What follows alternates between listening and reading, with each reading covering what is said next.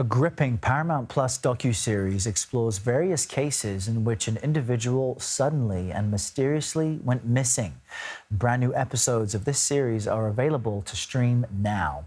Season 4 of Never Seen Again premiered yesterday on Paramount Plus.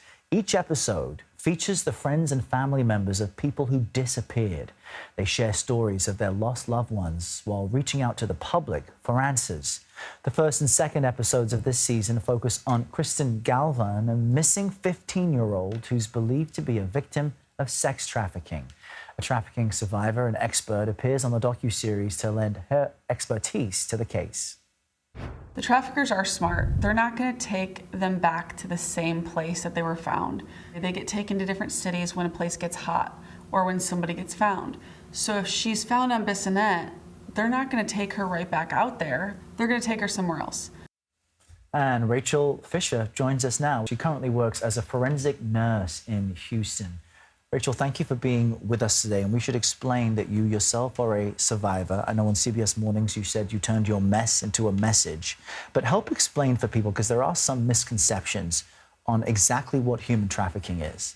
Yeah, so as a survivor, human trafficking sounds like smuggling. It sounds like people going across borders. But at its simplest, when you're selling people, sex trafficking specifically, and a child using force, fraud, and coercion, it's a big term, but it doesn't look like that when you're a survivor, when you're a victim in the life. For me, when I was 15, I was in the foster care system. What was happening to me as a kid, I didn't understand. I thought I was a delinquent, like the cops were telling me. I thought I was a bad kid, that I was a runaway. But the things were happening to me. So children, this is happening to. It's happening to high schoolers, junior hires. We don't look at signs at the airport and say, are you a victim of human trafficking? Call this number, because we don't identify as that. Human trafficking comes in the form of somebody on social media saying, hey, I go to the high school down the street. Where are you from? Or, oh, I saw your post that you're grounded. Are you sad? Do you want to hang out sometime? Tell me what your parents are like. Oh, well, my parents work all the time. They're never home. Oh, tell me more about that. And then these kids start telling all this info. They build this relationship. They think they have a boyfriend. It's a Romeo-Juliet pimping situation. They run off. They hang with the boyfriend. They get addicted to drugs. And then it just goes from there. That's fascinating. You're saying it's to the victim, it's positioned as someone who's their friend or trying to befriend them. It isn't men standing around a kind of van in a parking lot necessarily. I know that you're featured in the episode covering Kristen Galvan's story.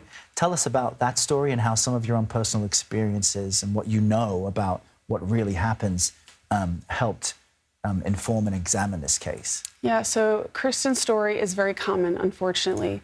That scenario, 15-year-old runaway, we can recover her. This one we found in Bissonnette.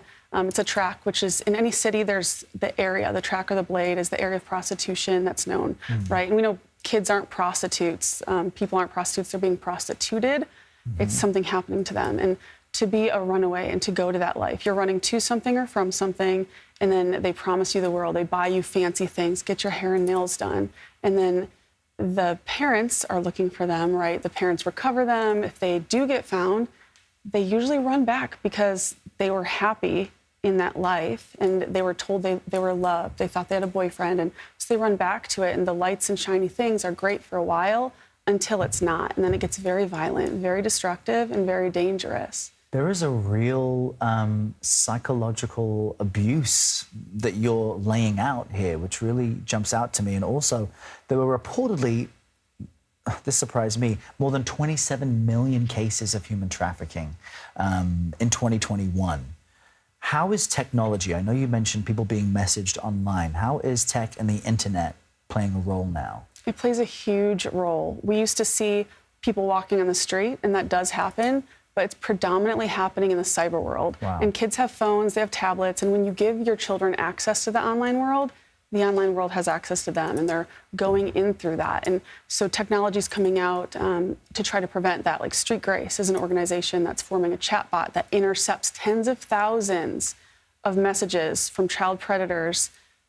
And it's happening. It's on all these apps, all these websites, and the kids are going there giving information to strangers.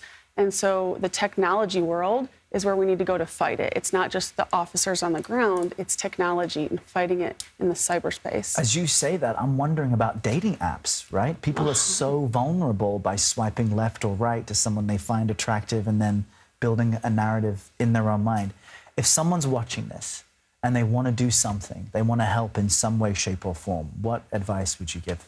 So the biggest thing is everybody can help in some capacity, whether you're an accountant, a cosmetologist, a banker, every industry can do something. First, get educated on what it is and find out how you can help in the space. There's so many nonprofits. We don't need to start more. We need to look at what exists and build on that infrastructure, because there's so much that exists and we need to focus on that. And it's not just if you see something, say something. It's if you see something, do something. So if you know this is a problem and it's happening in your backyard, what are you going to do about it?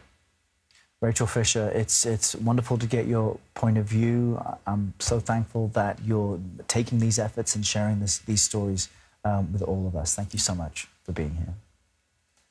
And a reminder, the new season of Never Seen Again is streaming right now on Paramount Plus, which is owned by Paramount Global, our parent company.